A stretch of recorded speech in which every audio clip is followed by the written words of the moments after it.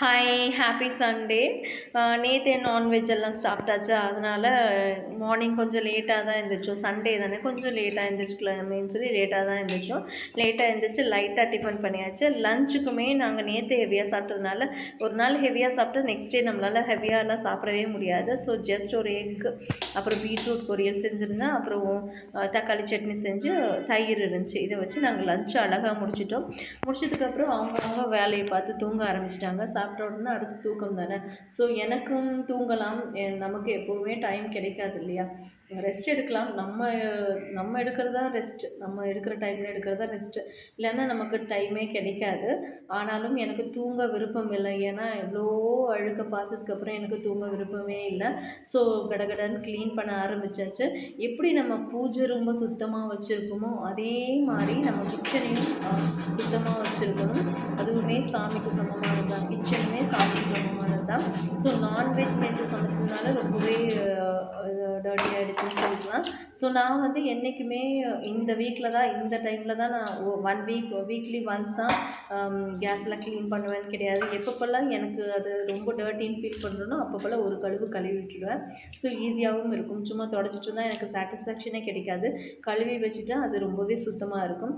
அப்புறம் கழுவி தொடச்சி எடுத்துகிட்டு அதுக்கப்புறம் நம்ம அடுத்தது என்ன பண்ணேன்னு சொன்னால், இந்த இது இருக்குது இல்லையா, அந்த தண்ணி பானையில் தான் நாங்கள் தண்ணி நிரப்பி வச்சுப்போம் குடிக்கிறதுக்கு.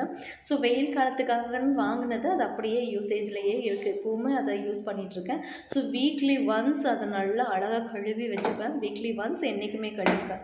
பானையை வந்து வீக்லி ஒன்ஸ் கழுவி அதில் தண்ணியெல்லாம் ஃபில் பண்ணி வச்சுப்பேன். அந்த பானையிலேருந்து தண்ணி எடுத்து குடிக்கும்போது அவ்வளவு சில்லுன்னு இருக்கும். ஃப்ரிட்ஜ் தண்ணியை விட அந்த பானையிலேருந்து தண்ணி எடுத்து குடிக்கும்போது அவ்வளோ சில்லுன்னு இருக்கும்.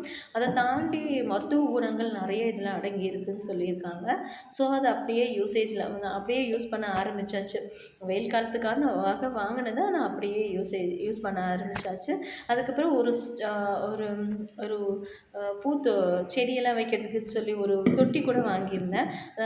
செடியெல்லாம் வைக்க போக ஒரு தொட்டி சும்மாவே இருந்துச்சு. நாங்கள் வீடு மாற்றுறதுனால என்னமோ எங்களுக்கு குட்டி டஸ்ட்பின் கிடைக்கல. அந்த சந்தர்ப்பம் அமையலன்னு வச்சுக்கலாம். ஸோ அதுக்கு பதிலாக என்ன பண்ணிவிட்டு இந்த பூச்செடியை வைக்கிற அந்த தொட்டியவே எடுத்து எனக்கு குட்டி டஸ்ட்பினாக யூஸ் பண்ண ஆரம்பிச்சிட்டேன். ஸோ குட்டி டஸ்ட்பினாக யூஸ் பண்ண ஆரம்பிக்கும் போது என்னாச்சுன்னா, எனக்கு டைரெக்டாக வந்து அந்த எச்சலெல்லாம் அது உள்ளே போடவே மாட்டேன். அந்த வேஸ்டேஜெலாம் உள்ளே போட மாட்டேன். இதில் அழகாக ஒரு பிளாஸ்டிக் பேப்பர் போட்டுப்பேன். பிளாஸ்டிக் பேப்பர் போட்டுட்டு நல்லா கழுவி வீக்லி ஒன்ஸ் இது கழுவிப்பேன். வீக்லி ஒன்ஸ் கழுவிட்டு அதில் வந்து என்ன செய்வேன்னா, டைரெக்டாக நம்ம வேஸ்டேஜ் போடாமல் அதில் பிளாஸ்டிக் பேப்பர் வச்சு அதில் வேஸ்டேஜ் போட்டோம்னா நமக்கு வேலை ரொம்ப ஈஸியாக இருக்கும். நம்ம அந்த டர்ட்ஸில் அந்த டர்ட்டியில் அந்த எச்சிலெல்லாம் அந்த டஸ்ட்பினில் படாமல் இருக்கும். நமக்கும் வேலை குறைவாக இருக்கும். ஸோ இப்படி தான் யூஸ் பண்ணிப்பேன். இந்த பிளாஸ்டிக் அழகாக உள்ளே போட்டுட்டு அந்த எச்சிலெல்லாம் போட்டுட்டு அன்றைக்கி நைட்டோ ஈவினிங்கோ இல்லை வெரி நெக்ஸ்ட் டே அதை எடுத்து போட்டுருவேன். அப்போ நமக்கு ரொம்பவே ஈஸியாக இருக்கும். ஸோ இப்படி தான் நான் என்னோடய டஸ்ட்பினை பார்த்தா, இது டஸ்ட்பின் கிடையாது, இது பூச்செட்டி. ஒரு 30 rupees என்னமோ கொடுத்து வாங்கியிருந்தேன்.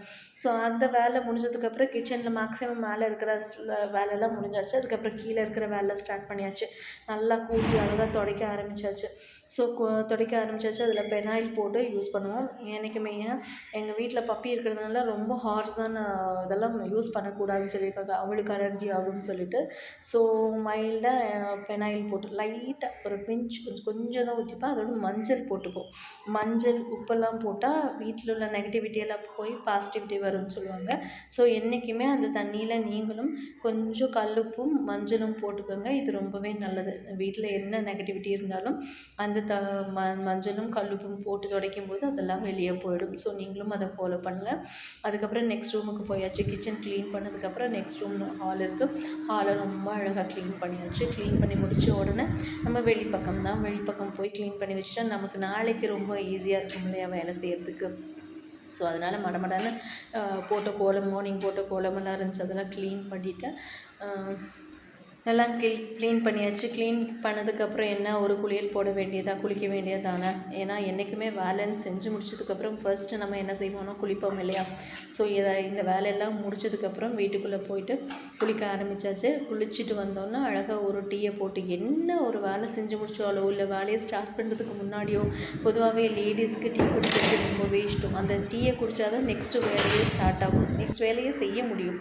ஸோ அதே தான் இந்த சண்டே வேலையெல்லாம் மடமடான்னு முடிச்சுட்டு என்னால் எவ்வளோ முடியுமோ அந்த மாதிரி அவ்வளோ வேலையும் முடிச்சுட்டு லாஸ்ட்டாக ஒரு டீயை குடிச்சிட்டு என்னோடய சண்டே ஹாப்பியாக முடிச்சாச்சு.